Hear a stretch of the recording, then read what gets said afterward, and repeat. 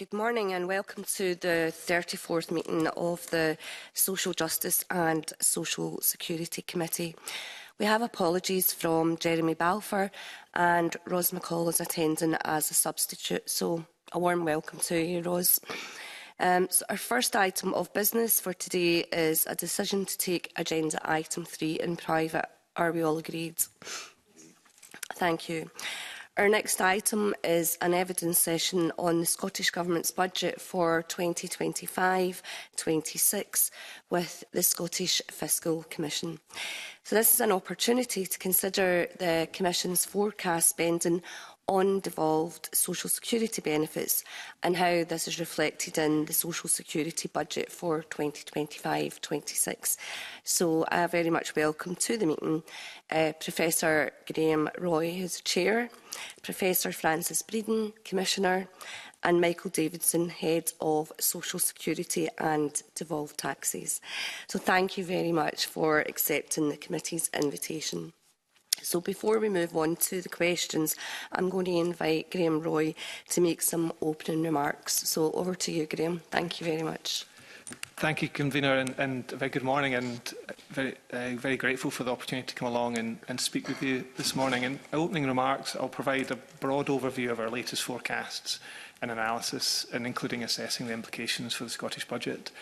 So following the UK autumn budget, the Scottish Government has seen a significant increase in its block grant based on UK Government spending plans. There's a large uplift in capital spending in 25-26, and the resource budget, out of which social security is funded, has grown in both 2024-2025 and 2025-2026. However, the overall increase in next year's Scottish budget is relatively modest due to the weakening net tax position. Real terms growth in resource funding between this year and next is estimated to be 0.8%.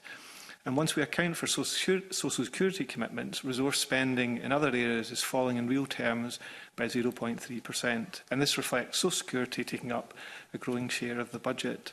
For next year, we forecast overall social security spending of £6.9 billion, up from £6.2 billion this year.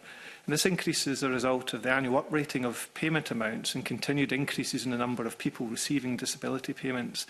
It does not include the additional costs from 2026-2027 of mitigating the two-child limit.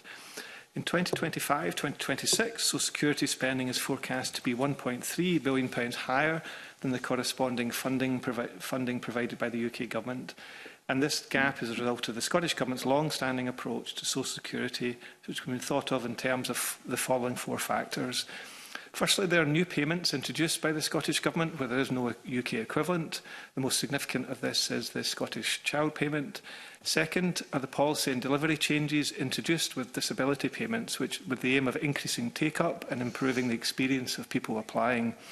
The third factor is the more expansive approach to some of replacement payments.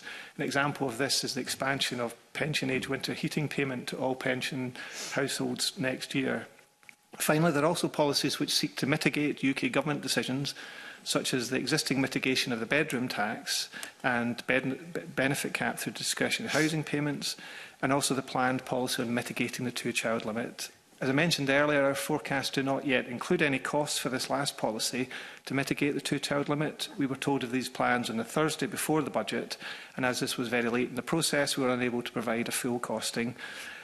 We've highlighted that we think this is a fiscal risk, and what we will do is provide an update to these forecasts on the 7th of January.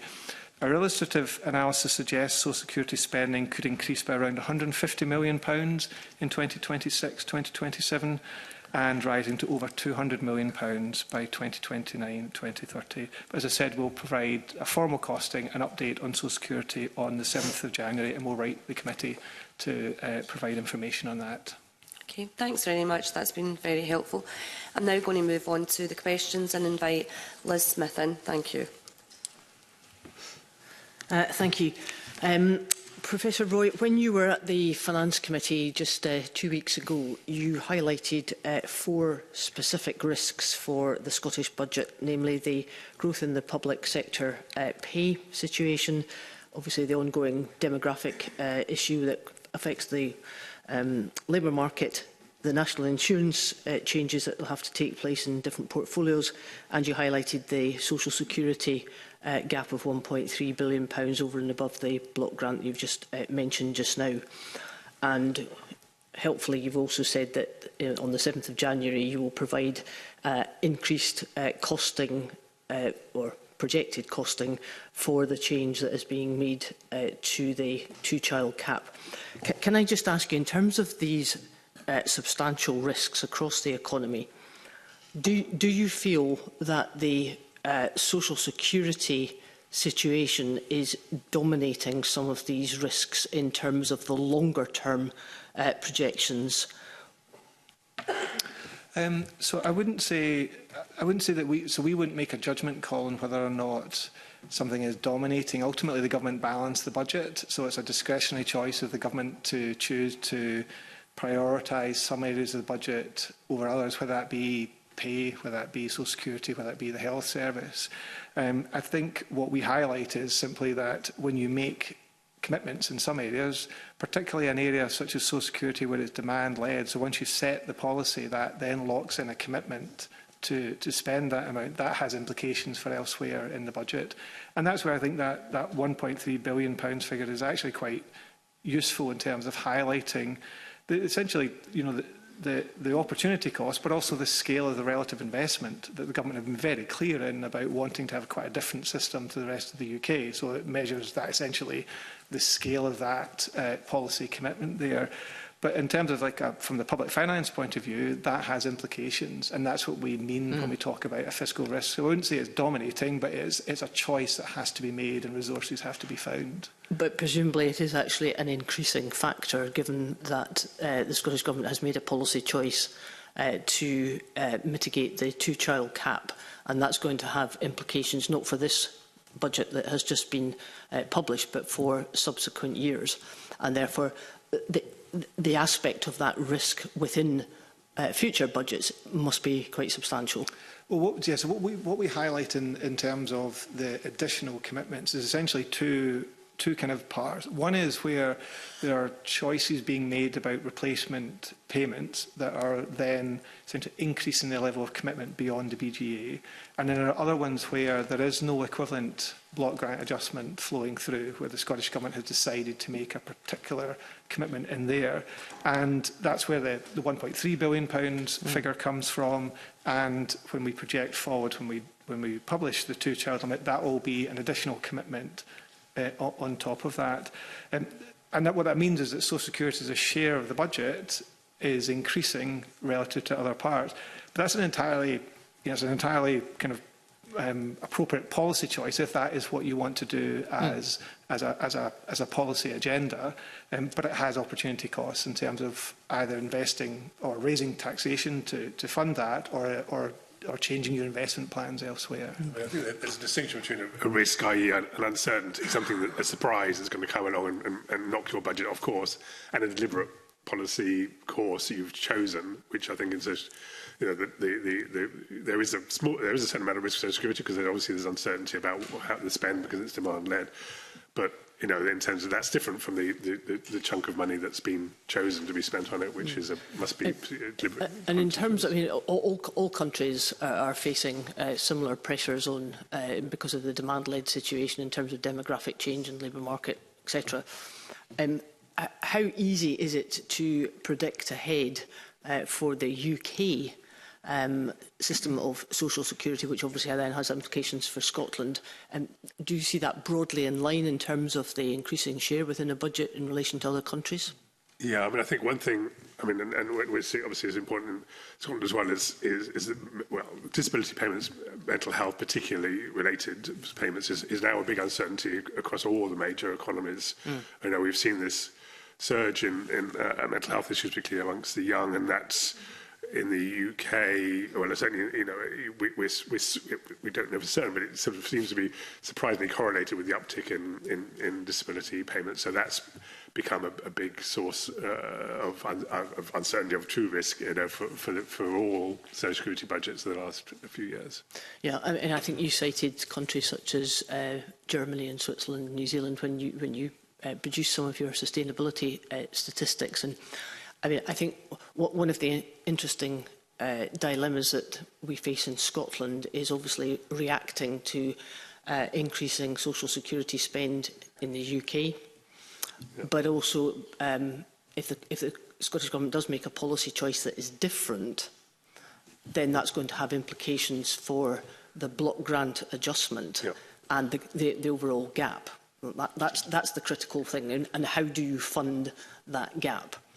And when you come to do your next fiscal sustainability report in due course, I wonder if you will be looking at statistics that show that the trends on that social security increase in the proportionate share of the budget is going to continue to increase probably quite substantially. Is that correct?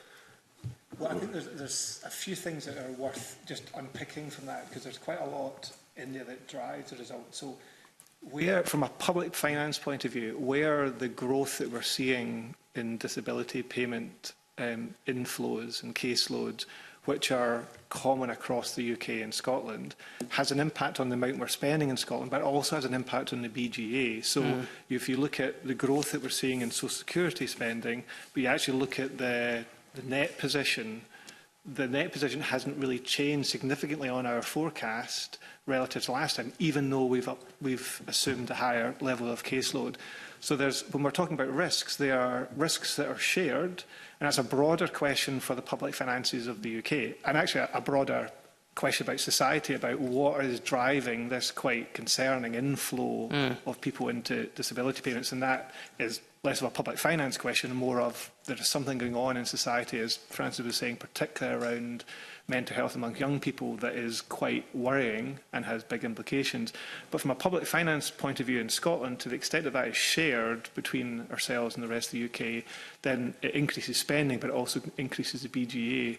What really matters then from a public finance point of view is where that potential difference comes through. And as I highlighted, that comes through a mixture of one where the Scottish Government has proactively, from a policy agenda, chosen to have new different payments or mitigate UK government decisions or create a system that is designed to be more supportive and encourage take-up. I think a lot of this you'll see in our forecasts starts to level out in terms of the growth, but that's uncertain. That's a risk about what do we think is potentially going to happen over the long term. So when you make your comparative studies against other countries, is there any evidence that you can point to as to why the UK and Scotland in particular has had a higher incidence of mental health issues, of people claiming benefits? Is there any evidence that you can point to that helps with that? It's really very early. I mean, I think, and I think, as I try to say, I mean, there's a sort of bit of a disconnect between data on disability payments and data on the health issue. I think that the health issue, arguably, I mean, you know, it's really big in Europe. It's very big in the United States, and I'm not sure it's different there than it is here. Simultaneously, we're seeing an increase in disability payments in the UK. Logically, you think, well, these two events are connected, but you don't. We're not seeing the. I mean, I've done a very careful comparison, but I don't think we're seeing as bigger increases in disability payments elsewhere. But that doesn't mean to say the health issue is less elsewhere. It could just be the connect between the issue and the payment is weaker in other systems, particularly the American system. Yeah, and just, I mean, so if you actually look at things like proportion of spend that we have on, you know, ill health payments, you know, the UK has historically had lower levels of spend in that than other countries in Europe. So yes, there's been growth, but actually the level effect is perhaps less. Francis is right. I think you're seeing similar trends across many high-income economies, which is a concern not just within the UK but more broadly there. But I think the broader point, which again is probably the main real interest of the committee, is we talk about it in terms of the public finances and we show what's happening to the caseload coming in. The question I think is the most important one is what is driving that demand and that caseload earlier upstream, because that's where it's concerning and worrying about, particularly among young people. If you look at the statistics on mental health issues and concerns amongst young people, particularly among young women, for example, and all linked to things around social media, anxiety in schools, etc., that is a concern. If you look at the child disability caseload, the inflows there, there's a real upstream issue, which is less a social security question, but actually more about what is happening more broadly in society that is driving this increase in demand. Presumably that's very difficult to measure. Yeah, and there's lots of speculation about what that could be. What we can see is the caseload, so we can see it coming through. But then what are the factors that are potentially driving that? And that's moving into much broader areas of public policy around how you pay for it. Yes, yeah, it's a really interesting question. Okay, no, thanks very much. There's obviously a lot of interest on this, so there's several people wanting to come in with supplementaries. And so I'm going to invite Rose and then Bob, and I'll bring Gordon in afterwards. Thank you. Yeah, thank you very much. And I'm going to come back to child disability payments in a wee minute. Yeah. But actually, I'm going back a sort of step, talking about uncertainty and changes in the labour market. It highlighted to me something that I read recently in the Centre for Social Justice Foundation report on economic inactivity in Scotland. And the concern that we've got just short of 85,000 people in Scotland who are economically inactive, not due to health, not due to care duties, not due to retirement. Can you shed any light on why this figure is so high in comparison to the rest of the UK and what impacts that is having? Yeah, but I think it's one of these things where we're working with correlations rather than with causal, but it feels as if it's related to what we've just been saying, that these issues in health that we've been talking about have impact on participation as well, and that's so that's and from our point of view, that's makes them doubly. I mean, with purely our sort of fiscal hats on, that makes it doubly costly, because not only have you got a health problem, you've also got a lack of revenue to spend on that health problem. So participation is a very significant economic issue for Scotland. Sorry, can I just sort of run down on that? Because the health section of people who consider themselves inactive due to health issues are not in that figure. These are people who would consider themselves other. Yeah. And that's the concern I have. It's inactive not because of health issues, care for another family member, or have retired or gone on to further education. It's that group of people that for some reason we don't know why. Yeah. And so this gets into one of I think, a big issue about labour market statistics and the rigour and what that captures. And one of the things is the inactivity measure about when we talk about labour market is largely the residual, the bit that we can't really explain, because you can ask a person, are you in work? And it's a simple answer of yes or no. And then you can ask the question to someone, are you looking for work? And the answer is yes or no. Mm-hmm. And that gives you your employment and your unemployment. There's the people who then answer no to both of these questions, then go into this category of inactivity. And you're right, it's then this big catch-all for people who, when they're maybe asked and probed about, so what is the reason why you're not in work or looking for work? And some people might be quite clear and say it's health, it's a health issue, or I'm full-time education, or I'm caring for somebody. But you then get everybody else is in a complex mix of it might be different elements of it, it might be changing and evolving, and that's where it largely becomes this residual category. I mean, I think the broader point I think that you're coming to is like a really important one, which is that in the past we've not really had to worry too much about that because the focus has really been on employment or unemployment, and this residual category has largely been relatively small and it's not really had a big impact. Yeah. But as Francis was saying, when you've got high correlations between that group in activity and inflows to disability payments, it becomes much more important to understand that group, and that's a really important question to focus upon. That's excellent. Thank you very much for your answers. Thank you. Okay, I'm going to invite Bob Doris now. Thank you. Thank you, Convener. Good morning. I was really interested by this line of questioning. I think it's quite right that any spend that any government makes, which is demand-led and potentially therefore open-ended for the longer term, must be a risk.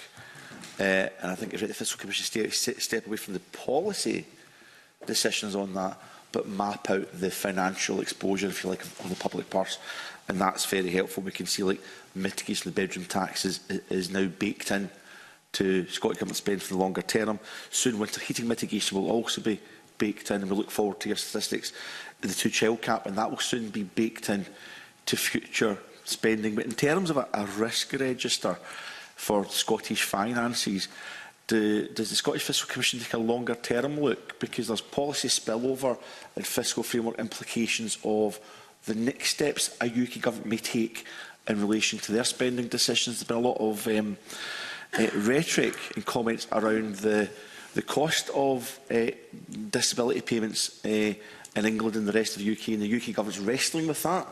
I think there's quite a lively debate in how much you can humanely squeeze those payments and have less payments in England, and whether that's an appropriate thing to do policy-wise. I would say it's not, but that's not the point.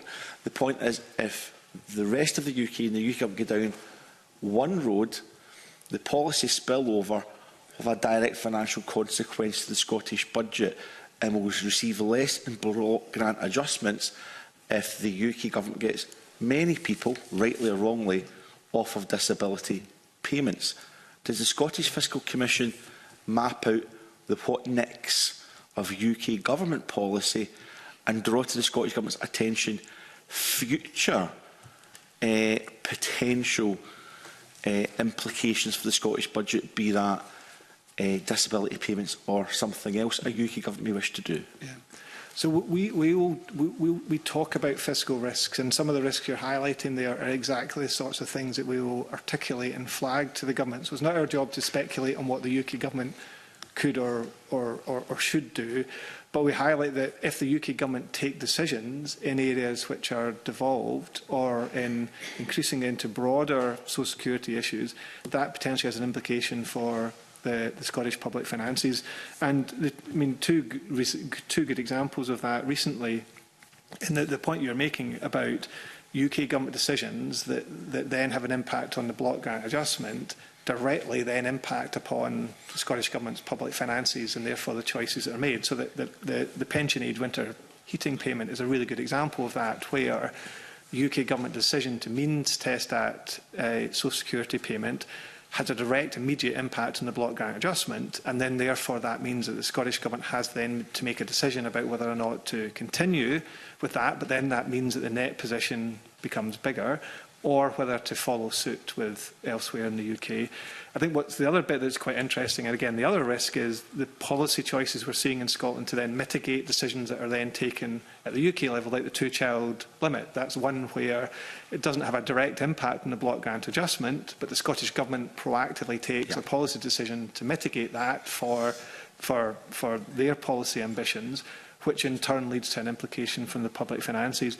And that's why we talk about issues around fiscal risk. There's the risks that you highlight, which is demand in Scotland, which is uncertain. A policy is set and we then wait to see what happens to the fluctuations. But then there's a risk coming through on the public finances too. And that's not just choices taken in Scotland, but it's choices taken in the rest of the UK. And that's just the nature of this fiscal framework that we have. I think it's worth highlighting, and indeed I think we're probably as good as this anybody else. There's a tendency in one's mind to link the Social Security BJ with Social Security spending in Scotland, when in fact, any tax and spend decision in the UK has implications for the UK, for the Scottish budget. And it doesn't really matter whether they're Social Security decisions or tax decisions or other spending decisions. But it's true that, and I'm afraid, because of the way the framework is set up, it's very natural to compare Social Security spending in the UK, rest of the UK, with Scotland. But as I say, I think we need to get away to say that's all it's for. That the BGA is a lump of money that Scotland gets across the board, and it doesn't. We don't need to link the two things completely logically in our minds. I think it may not matter as an aggregate position of in relation to the Scottish finances, but it certainly matters in our scrutiny role here when trying to work out the long-term exposure to policy decisions the Scottish Government makes, which is what we're trying to do today. So I think Professor Roy articulated very well. I suppose what I'm trying to get at is the winter fuel stuff was like a bolt out of the blue. So it would not have been reasonable to have forecast what the risk was in relation to that, because most folk didn't expect the UK government to do any of that. But there probably is an expectation there could be a squeeze on spend on disability payments in the UK. Does the Scottish Fiscal Commission identify potential risks of potential UK policy changes because they're in the public domain, they're being floated, if you like, proactively, and then cost some of that and give it to the Scottish Government? Or does the Scottish Government say, here are 3 things that are potential policy implications for Scotland, go and cost up our fiscal risk in relation to that? Does any of that proactive work happen, I suppose, Professor Roy, is what I'm asking? So our remit is to forecast Scottish policy choices. So we have quite a tight remit defined by our legislation, which will be is that the Scottish Government will give us policy choices, and then we model. We essentially model that. We have this broader role within the public finances where we can then take the BGAs and then start to compare that and highlight things like fiscal risk.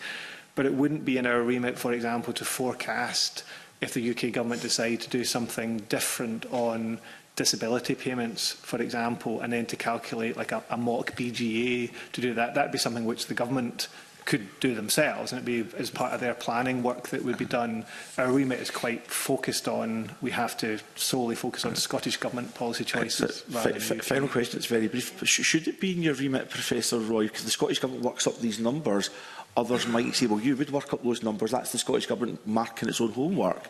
Perhaps the Fiscal Commission should be doing that. Should it be in your remit, Mr Roy? I would say one thing is that the UK side of it is really belongs to the OBR. We have to be a bit careful of what we say in relation to the OBR.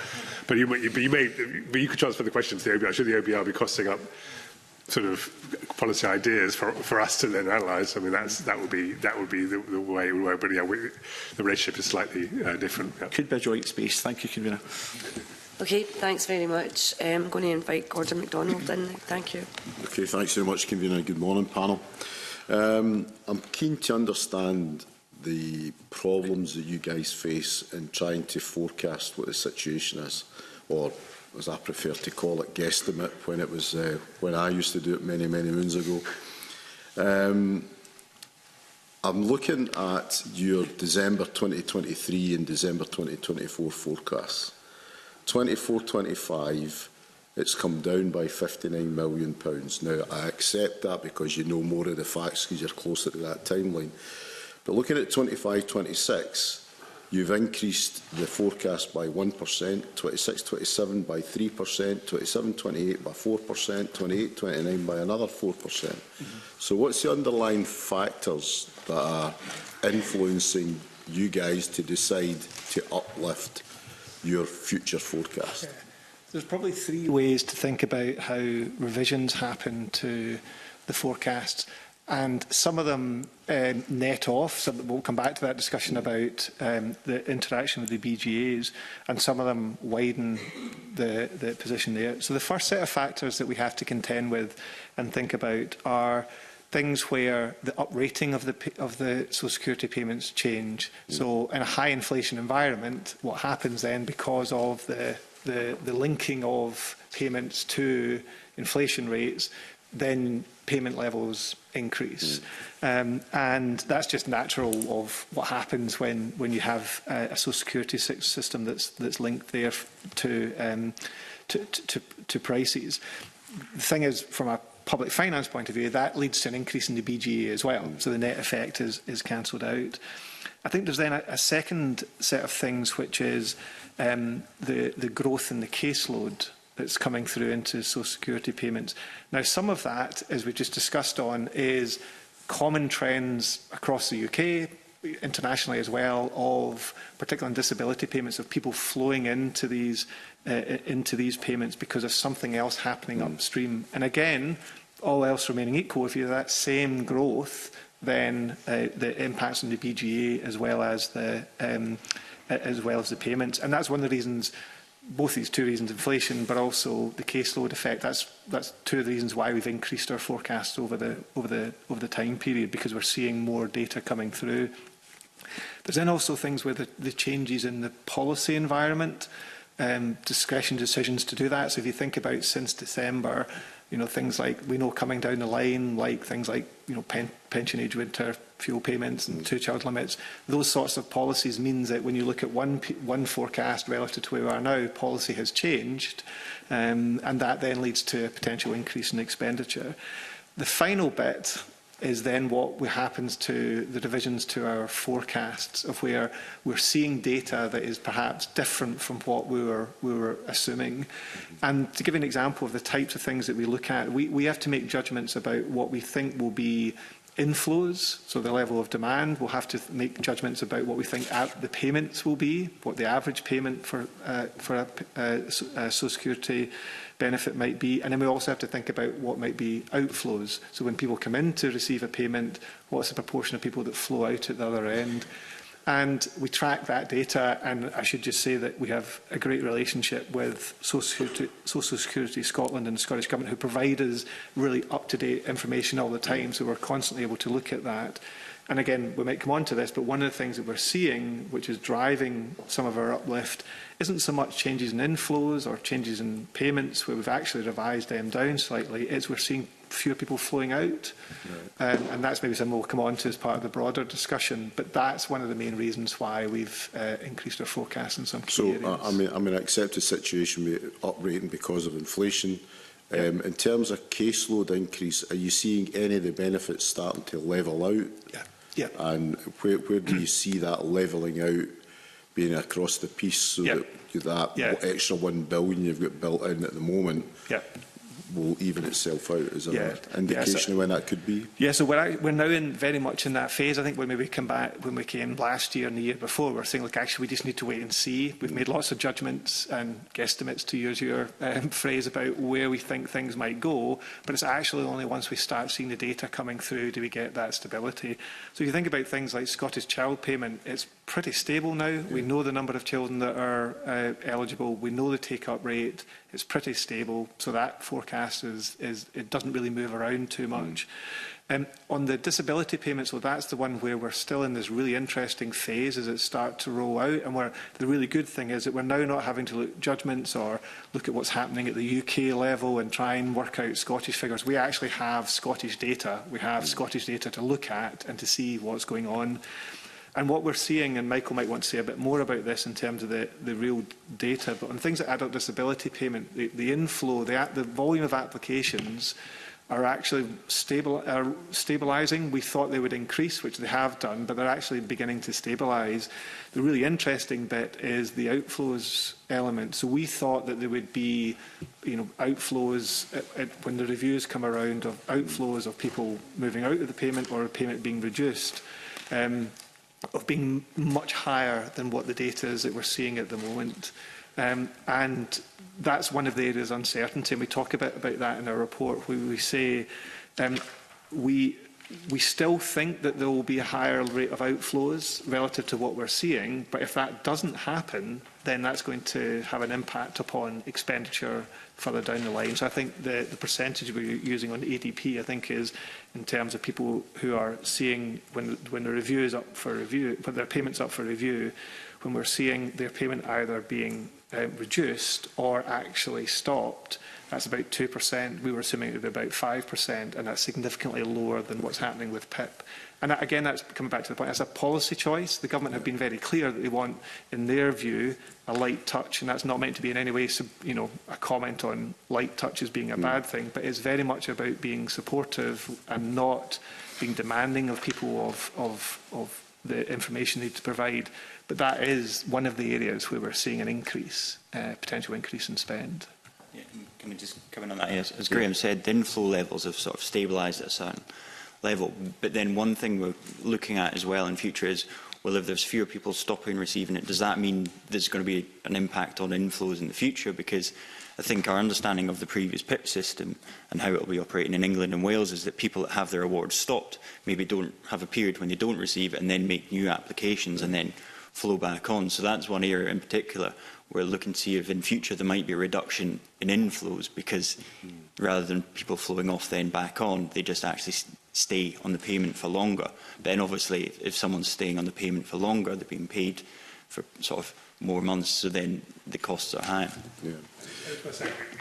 So we're really, we're now getting the really good data from Social Security Scotland about this type of stuff, but outflows is sort of the last piece of the story. So we're really very early days on outflows, because we're really, we've only been seeing the data for a few years. So that's why almost naturally, you know, the outflows has become a big uncertainty in our forecast. As a member of the Economy Committee, one of the things we always complain about is the fact that there is sometimes isn't enough data. Now, I know you've said you're getting data from Social Security Scotland, but is there any other types of data that would make your life easy that you don't currently have access to? Yeah, so I mean, I think one of the benefits of having Social Security Scotland and actually delivering these payments at a devolved level means that we have administrative data that is unique to Scotland that we can really track and use. And we highlighted very early on that we had some issues about the data that Social Security Scotland were collecting, but the improvements that they've made working with us to understand our needs and then to be able to inform that has been really useful, and the quality of data is really high, and that means that we can do things like, you know, model these, you know, payments and change them in real time. The other thing they give us, which is actually really useful, is that as part of our round of discussions when we're pulling together our forecasts, is that we get a chance to meet with their directors and their people actually delivering these payments, and they tell us what's happening. So we might see something in the data and we go, why is this? And they'll be able to say, well, that's because we've made a push on encouraging applications over that 3-month period. So you might see a spike, but that's not going to continue because we're easing off on that. So in terms of data that is our ask, and this comes back to Ros McCall's point, is that one of the real weaknesses we have in the UK is our labour market data. And you'll see in our report, it's so poor, we can't use it in our main forecast, which is is not a great place to be in if we cannot use the main official UK labour market thing. And where that really matters is because response rates have been so low and because the confidence in that data is really poor, then once you start getting to the really tricky areas, so beyond people who are in work or actively looking for work, into exactly these types of people who are inactive, they might be inactive for quite complex reasons. If we have really poor quality data at a UK level to be able to look at that, then our ability to then make comment about what that means for Scotland and the modelling is a real struggle. And that's, if that's one area, that's a huge area for improvement to work on. Okay. I'll leave it at that. Thanks very much. Okay, thank you. Now going to invite Ros McCall back, and thank you. Thank you very much. And I should have said hello earlier. My apologies. I'm going to revisit some things, and I'm pretty sure you've answered these very eloquently already, but it's really on the child disability payment. So I wanted to hone in on a little bit on that. We've got increases in caseload at 60%. And we've got, in the rest of the UK, we've got 47%. Now, both of them are rising. But why is it rising so much in Scotland? Can you give any insight to that? Why is it rising at all, first and foremost, but why are we at 60% in Scotland? Okay, so you're right. What we're seeing is a significant increase in caseload applications, and that being slightly higher in Scotland and the rest of the UK. A lot of it, a large part of it, comes back to Francis' point about the trend that we're seeing across many countries for increase in young people, particularly and young women, for example, coming into issues around mental health and mental well-being, which is leading to an increase in caseload and applications. So so there's a general trend there, and the honest answer to why. My answer to you is I don't know, and that's one of the real issues. What we see is the data, what we see is the caseload, and we can all speculate about why that might be the case, the rise of social media, issues in schools, legacies of COVID, wider challenges about poverty and inequality in the broader economy. So we can probably all speculate on what that might be, but actually a hard causal link between this particular factor flowing through to that is still uncertain. And various think tanks and researchers have started to speculate and do some studies about what that might be. We also have in there, and this in part I think explains the slightly bigger increase in Scotland relative to the UK. It comes back to that point about the different delivery of the system in Scotland relative to the UK. So we always thought that if you have quite a different delivery system that is very much about supporting people through the process, about being less intrusive, about being more inclusive, about encouraging people to apply, that would lead to a higher caseload over time. And that was a deliberate attempt by the government to do that, to have quite a different delivery system of social security. And that perhaps explains some of the differential we thought would happen between higher caseload in Scotland and the rest of the UK. Okay, so just to clarify, it's not an issue on a Scotland basis regarding our specific health or our specific social sort of issues, but more a delivery system that's been more inclusive in that respect. Yeah, so we speculated at the time that that would be one of the reasons why. As I said, we still don't understand what is driving this overall trend. So there might be some reason why Scotland is having it more than the rest of the UK, but it would be speculation. And we certainly haven't seen any evidence to let us make a judgment call that we think that somehow something unique is happening in Scotland that is leading to these higher inflows relative to the rest of the UK. Okay, so that very much leads on to data. And that's already been asked by my colleague, Mr MacDonald. But this data concern, I accept wholeheartedly your answer to him that there has been, it's better now because there's been an increase in the data that you're receiving from Social Security Scotland. Is there any more we can be doing to look at data to make sure you've got the information that you require, especially when it comes to this anomaly of child disability payment? So what we get, the data and the data we get from Social Security Scotland and what they track, and the bit that's really valuable from a public finance point of view, is essentially the caseload and what is the reason, what are the elements in the application that people are citing, and that's really helpful for us. The bit that is missing, and it's largely kind of starts to move outside our remit, is much further upstream, which is what is happening within schools, what's happening within young people in terms of their mental well-being, what's happening in more broadly in society. That's the bit where I think there is just, it's really difficult just to see what is going on here. And as I said, that's not just a Scottish issue, that's a genuine UK issue about understanding well-being amongst children and what are the factors that are leading to this decline in mental well-being and therefore increases in disability payments. Thank you. That's helpful. So now we've got better data, etc. To what extent have clear trends now emerged in the child disability payment? And is that going to give sort of more certainty with future forecasts? Yeah. So again, it comes back, I think the answer to Gordon MacDonald's point is that now we've got the data, now we've got these kind of trends, then the level of uncertainty is diminishing. It's never going to go away, but it's diminishing in the sense that we can see applications have risen relative to what they were and stabilised. Things like average payments as well. So one of the amendments we've done is that we've actually revised down what we think the average payment would be, because we had a judgment call about, we thought that this would be the value of average payments, but actually we've seen an inflow, but the inflow hasn't been at the high end of payments. So the average payment has come down. So we've adjusted our average payment down. And again, that as you get more years, then the average becomes more stable. And then therefore that gives us the trend. So I think what we're seeing, if we take a step back, what we're seeing with child disability payment is higher caseload. We think that the spike in applications will start to level off at a higher level, so you'll have a more stable caseload, but the average payment has come down, and that should, all else remaining equal, give a bit more confidence about the stability of the forecast. Thank you very much. Thank you, Convener. Okay, that's lovely, thank you. I'm now going to invite Paul O'Kane, who's joining us remotely, so over to you, Paul. Thank you. Thank you very much, Convener, and good morning to the panel. I'm going to ask some questions around adult disability payment, and we've already touched, I think, on a number of different elements in this space. But I suppose I'm just keen if Professor Roy or others can just elaborate, I suppose, on I suppose the reasons for increased disability spending across the UK.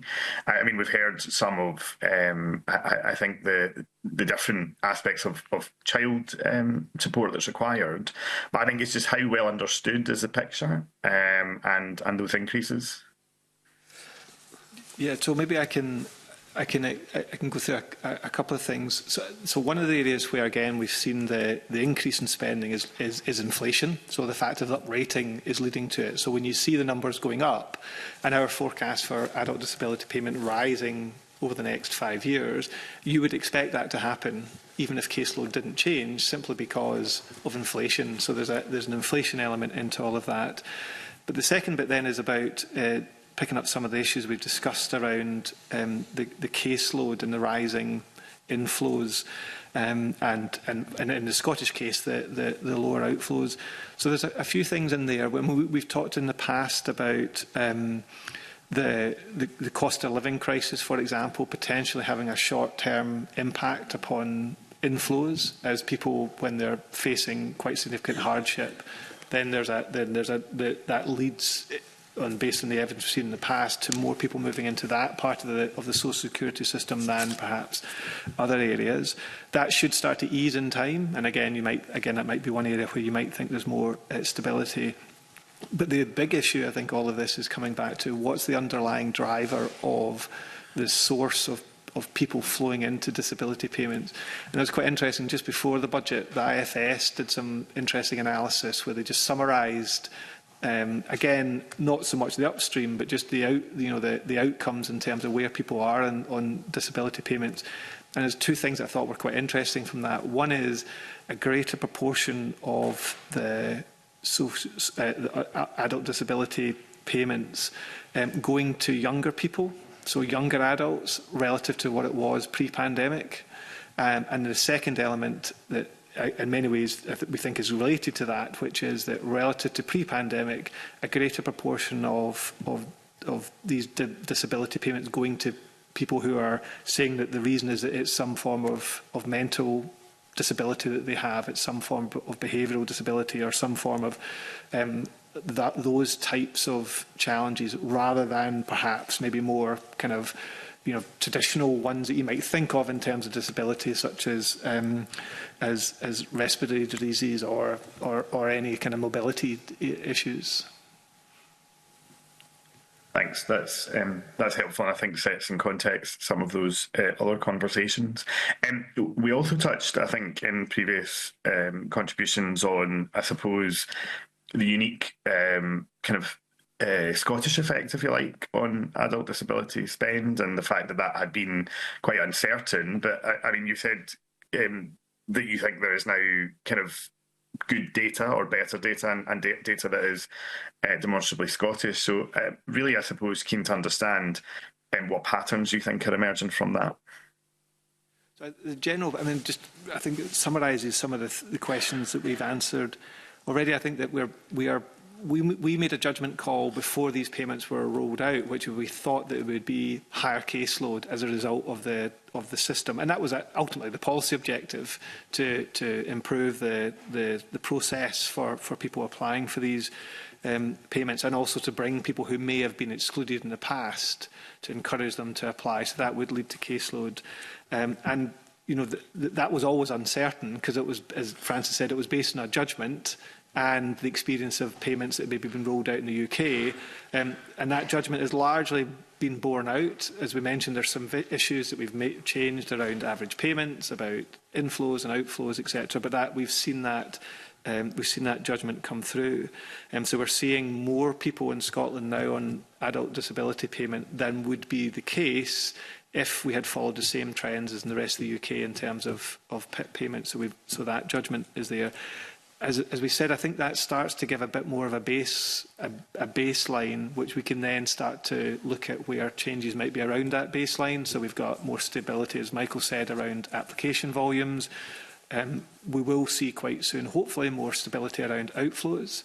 And we're already seeing more stability around average payment. So once we've got that, then we'll be able to have a much clearer view about that Scottish effect and the relative difference between ourselves and the BGA. Right. I think in this stage, the big change has been the delivery style, and that's dominated the trends in caseload. But I think what's implicit in your question is there actually just greater disability in Scotland than there is in the rest of the UK? That's something I think we will be able to return to. For the moment, the numbers we're concerned about are just dominated by this different style or a different approach to delivering these benefits. I think that's helpful. And convener, I think the other areas I wanted to cover have been touched on, so I wouldn't take up more time in that respect, and hand back to you. That's lovely. Thanks, Paul. I'm now going to invite Marie McNair in. Thank you. Thank you, Convener, and good morning, panel. Professor Roy, the UK Government is planning to reform the health and disability benefits. How might that affect the Scottish budget? So and this comes back to the comment to the Deputy Convener. So the obvious way that that would happen from a public finance point of view is that if any decisions at the UK level to change, if we focus on, say, disability payments, if any decision was taken at the UK that led to a relative increase in caseload or a relative increase in payment, then that would lead to a higher block grant adjustment. So it would lead to more funding flowing into the Scottish budget. If there's any decisions by the UK Government to potentially scale back on average payments or scale back on caseload, that would lead to a smaller block grant adjustment relative to everything else, and that would then lead to more pressure on the Scottish budget. And the classic example we saw that was the pension age winter fuel payment, where a decision by the UK Government to change eligibility, which then had an impact on caseload, had an immediate impact on the block grant adjustment, and that then had an impact on the Scottish budget's public finances. It's going to look at probably to the latter there. Obviously, that will probably be a reduction. Obviously, looking at disability capability assessments. So we'll see going forward. Obviously, the budget is also burdened by the decisions we've taken to mitigate the Westminster policies. Obviously, the bedroom tax and the benefit cap. How much is needed to sort of mitigate those policies, and is there any indication that the UK Government will kind of scrap those policies? And do you also anticipate this burden on the budget sort of will stay kind of constant going forward? Yeah, the good thing is that our remit means that we can just model Scottish Government, and we don't have to speculate about UK decisions. And as much as the Deputy Convener's encouragement for us to do that is welcome in terms of supporting the Commission, yeah, it's an area, thankfully, we don't have to do too much. I mean, we have an interesting figure in our report, figure 5.8, where we break out that 1.3 differential, and we look at it in terms of areas where there's a block grant adjustment and a different delivery system is leading to higher expenditure relative to the funding. And then we have other areas where there are payments, for example, that are unique to Scotland, and that includes largely the areas that are Scottish Child Payment or areas such as mitigating the bedroom tax. And I think next year we think that will forecast be about 600, just over 600 million there. There's an interesting question about this kind of mitigating the policies, which I think is quite interesting, in the sense that that's not things like just the Scottish Child Payment, which this is a decision to tackle child poverty, and we introduce a completely unique payment in Scotland relative to the rest of the UK. But things like the bedroom tax and also the two-child limit, which we might come on to, is actually a deliberate target at addressing a decision that the Scottish Government doesn't agree with at the UK level, and that then means that adds to the burden in terms of the commitments in social security. Thank you for that. Convener, that's me. Okay, thank you very much.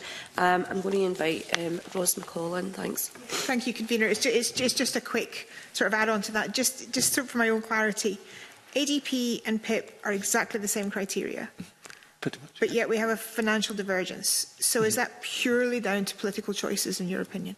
It's down to the delivery system. So it's and that is a policy choice. So the Scottish Government has been very clear through its whole work around social security to take quite a different approach to the UK Government and to DWP. So it's much more about that kind of customer person focused support. So people encouraged to support, to apply, people help to apply, people who might be at the margins of applying, encouraged to take up a much more kind of inclusive, supportive process. I mean, I mentioned the phrase light touch reviews, which the government talk about, and that is very much about, if you're on a payment, then the kind of review process is meant to be less intrusive. It's meant to be asking about people, do you still need this payment? And essentially the government can, the individual can then tick a box and then say yes they do. So it's less intrusive, and that is a deliberate policy choice to have quite a different system of social security delivery than the rest of the UK. And I think the criteria, I mean, admittedly this is mainly minor, but the criteria are a bit different. Things like terminal illness criteria are different. Yeah, terminal illness is the one area where there's a bit more of a difference, but then that's only a fairly small part of the caseload. So the points that Graham mentioned are really the main drivers of that difference in spending. Thank you very much. Thank you, Convener. Okay, thanks. I'm going to move on to the winter fuel payment in terms of the announcement that was made by the UK government as means tested. So there was a call basically for people impacted by that in terms of pension credit, which, as we know, there was a low uptake. But do you have any expectation in terms of the increased, take-up of pension credit in light of what's happened? Yeah, so we included an increase in pension credit take-up, so a behavioural adjustment when we did our costing to the policy for next financial year. We included essentially an assessment, so this financial year, for this assessment of the behavioural change for people now no longer able to access the universal winter fuel payment, that we assumed that more people would apply for pension credit and therefore having access to it. And that's pretty much been borne out by the data, where we've seen an uplift in people applying for pension credit.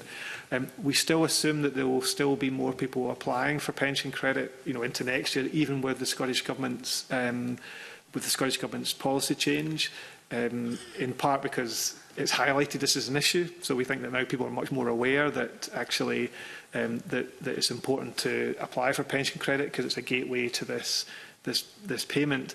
But also, secondly, because there is still this higher payment for people who are in receipt of pension credit relative to the universal payment that were available to the government. So long answer to your short question, which is yes, we think that there will be an increase, an uptake in pension credit application to that as a result of the pension age winter fuel payment. Value data very much supporting that.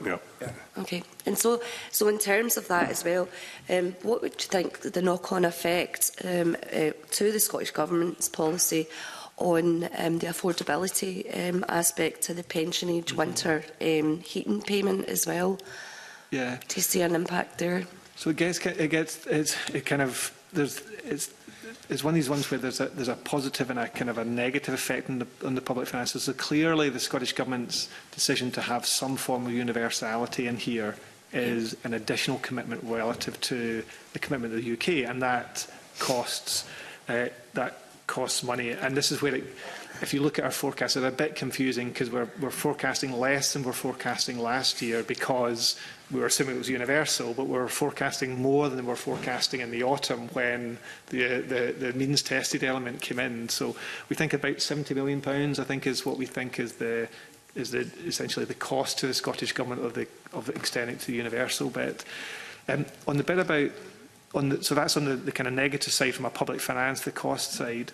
There is potentially a feedback loop, an indirect feedback loop that will provide some additional funding into the Scottish budget, which is that if more people in the UK move to pension credit, then that will lead to an uptake in eligibility of the pension age winter fuel payment at the UK, or the winter fuel payment at the UK level, which will lead to a higher block grant adjustment, which will lead to more money flowing into the Scottish budget. So the more there is of people, shifting their behaviour at the UK level, that will have an indirect impact on the Scottish budget.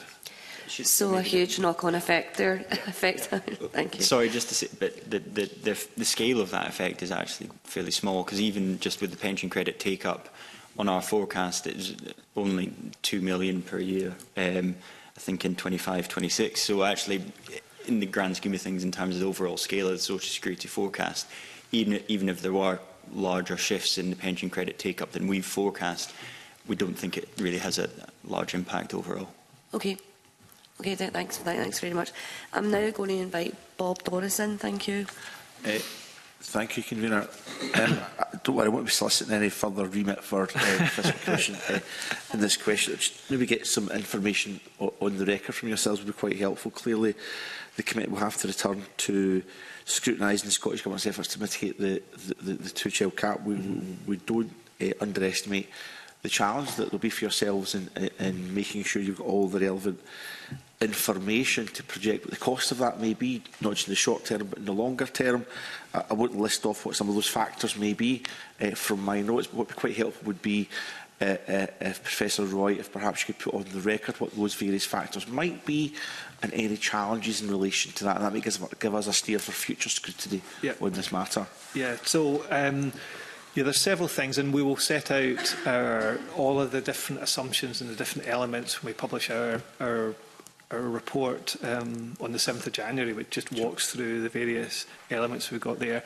So the first thing that we have to think about is essentially how many families will be potentially impacted by this.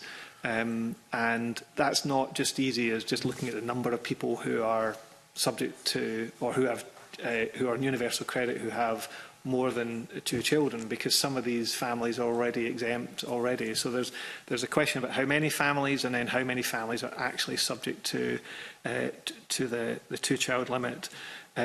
So that's the first element we have to think about. The second element we have to think about is, okay, so that's the number of families, but what's the average number of children there? So we have to think about, is it 3 children, is it 4 children? What's the potential effect in all of that?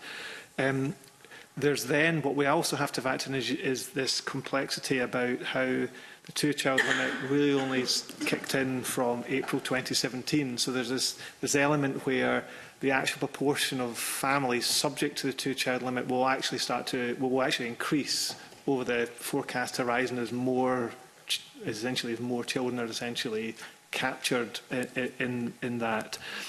And then the final bit where we have to make a big judgment call is, what are the potential behavioural effects of this? So what might be the effects on employment if you're essentially in receipt of an additional payment?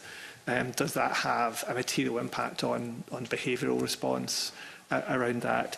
The good thing in all of that is that we have actually got quite good statistical data, not the administrative data the government will need to deliver it, but quite good statistical data on numbers of families, for example. We can make judgment calls around number of children.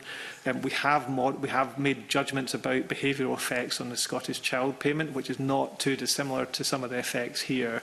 So I think we're confident we have all the bits of information that we need to make a robust forecast, but those are the big ticket items that we have to make a judgment call on or look at the data. I mean, that's helpful. I don't want to ask too much more, given the fact the 7th of January, lots more information will be put in the public domain. That's not very far away. I did see from my notes, just there could be a potential implication in relation to the benefits cap, because the Scottish Government does, in some respects, mitigate the UK benefits cap, I think, in relation to discretionary housing payments, for example, and tries to avoid clawback in relation to some of that. Is that another cost factor that may have to be taken into account, about whether or not, if clawback does happen from the DWP because of this mitigation, that would have to be projected into an overall cost, which could be even higher again? Yeah, so I mean, Michael might want to explain some of the detail about what we do. I mean, we'll follow a similar approach to what we do with the Scottish Child Payment, which is essentially to assume that it lies outside the overall benefit cap, mitigating the 2-child limit. That's obviously something for government to agree, the two governments to agree, but we will take essentially what the Scottish Government's policy is. And I said my starting point is that I think that we would take that as the position, given that's what we've done in the Scottish Child Payment. But you're right, there's then a risk in there about what might happen when it comes to delivery. Okay, thank you. I have nothing to add. Okay, that's lovely. I'm going to bring in Liz and then Katie. Thank you. Thank you. It's just a very technical question, Professor Roy. When the Cabinet Secretary announced in the budget her intention for this policy to take place, she intimated that it would take time for the implementation to actually happen. And she said that it would be dependent upon the Scottish Government being able to access good quality information from the DWP. Yep. if that's the case, if that does take time, might that mean that when you produce your statistics on the 7th of January on your best estimates, that there might have to be a revision further down the road? Yes. So in the sense that what we will do is pretty confident, and why I am confident we will produce a robust estimate on the statistics that we have on the clear recommendation and the clear instruction from government that this policy will come in 26-27. Of course, if there was to be any change to that, so for example, if for whatever reason the policy didn't come in until halfway through 2026-2027, or it was delayed a year or whatever, then that would obviously have an impact on our forecast. So we will forecast on the full financial year starting in 26-27. But you're right, if there's any slippage, if any delay, even any acceleration, for example, into 25-26, then that would change that. That would change that number. But we will be very clear that it will be 26-27 is when we think the policy is coming in. Okay, and indeed, I think it's fair to say that that's been one of our biggest sources of forecast error in the past, is that the things have not been actually arrived at the announced date. So so with any new system, that's always a big source of forecast error. Okay, thank you. Katie? Thank you. And I think from what you've said, is it fair to say that you feel you've got strong statistical data and that the administrative data that you require has been provided by the Scottish Government to enable you to develop a robust costing? So we look forward to your report in January. But can you maybe let us know how far ahead you're able to make forecasts? Because, you know, obviously the two-child policy only affects children born since 2017 and is not going to be fully rolled out until 2035. And once you bring in a policy, then it can be very difficult to withdraw that policy. So we need to make decisions in the long term. We obviously don't know what's going to happen in terms of the UK government's policy position in this issue. But if it were something that the Scottish Government was taking on long term, how far ahead are you able to forecast so that we're able to understand the long term implications of any policy decisions? So you're right. So that one of the things that we have to take account of is the fact that the number of children, or the number of families impacted by this will evolve over the forecast horizon because of when the policy was introduced. And as children get older, then a great proportion of families subject to the two-child limit is something that grows through the forecast.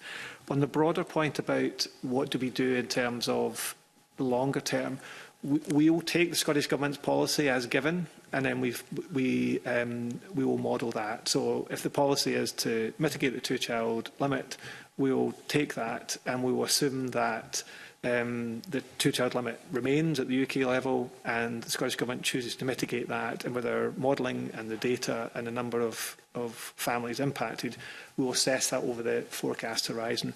So our forecast horizon is on the budget is 5 years, so we will go to 29-30 in our main analysis. There's a broader piece which, just to flag some more publications from the Fiscal Commission coming in due course, is that we start to look at the long-term fiscal sustainability work, and that's where we start to look at projections over decades. And it's not to give direct forecasts of what might happen, but it's just to say, look, there are trends going on here that potentially impact. And that's where we start to get into things. Our next report in the spring will be about ill health and some of the implications of the costs to Scotland's public finances of the ill health record that we have. But of course, if we can turn that around, then what are some of the savings that you might make in time? And that's where we might get into some of the longer term speculative issues around social security and the like. Confirm, the report in January will only give us forecasts for the next 5 years. Is that correct? Yeah. So what we'll do is we'll essentially, because we got this policy too late, we couldn't include it in our main headline table. So what we'll do is we'll do two things. We will provide detailed about how we've made our forecasts, the total expenditure on that policy, and then we'll then update the social security table so you've got revised figures on the totality of spend and the totality of the net position. I mean, could you give an indication of when those longer-term forecasts may be able to be incorporated into your work programme so that we're able to get that information? So beyond the 5 years, are we likely to get that information, say, by next summer? Is that because you're doing other work? I don't know whether you're able to programme that in now. So what we'll publish in the spring is part of our fiscal sustainability series, and this year we're looking at issues around health and ill health. And that won't go into the specific policy areas, but it will start to talk about, well, these are essentially the spending commitments that are being made in Scotland, and again, showing relative to the rest of the UK that we can essentially tie to the health record here in Scotland, and then look what happens as we age, as commitments continue, what might be the potential public finance implications of that, and also what might be the opportunities, if you can turn that around, what might be the potential long-term savings that you might make. Thank you, Convener. We'll no doubt come back to this. Okay. See, just before I finish up, in light of what you were saying there about forecasting and ill health, I'm just wondering if there's any causal effects on the means testing or the winter fuel payment on ill health, especially in Scotland, where it is considerably colder than what it is for the rest of the UK. Is that a causal effect that you would look at in forecasting going forward, and the impact of that as well? Yeah, so that wouldn't be one that we would do, because that would lie out with our remit about the cost-benefit of a policy. That would be the sort of thing you would expect government to do, which is to essentially look at what are the potential health, economic and social effects of a policy choice. So what we essentially model the public finance and costs and revenues from a decision, but we wouldn't do the cost benefit of that. But you would hope that policymakers would be looking at the long-term implications or even the short-term implications of policy choices, particularly those that impact on vulnerable people. Okay, no, that's great. Thank you very much. So you'll be pleased to know that this concludes our evidence session and our public business for today. So can I just say thanks to each of you for attending. And in January, the committee will take evidence from the Cabinet Secretary for Social Justice on the budget as well. Before I actually close public, I believe Bob Doris would like to come in and make a comment. Yeah, it's not really to the evidence session. You'll be glad to get just something I want to put on the record. Convener, I've given you advance warning of this. On the 31st of October at this committee, I suggested that Mr Balfour had questioned within the Scottish Parliament why we were building Scotland's social security system, and that he had said that it might be cheaper to simply run it from Westminster. I suggested that Mr Balfour, that was his consistent position. Mr Balfour quite forcefully disagreed, and I offered to apologise if I'd misrepresented his parliamentary contributions. You'll have guessed what's coming next, Convener.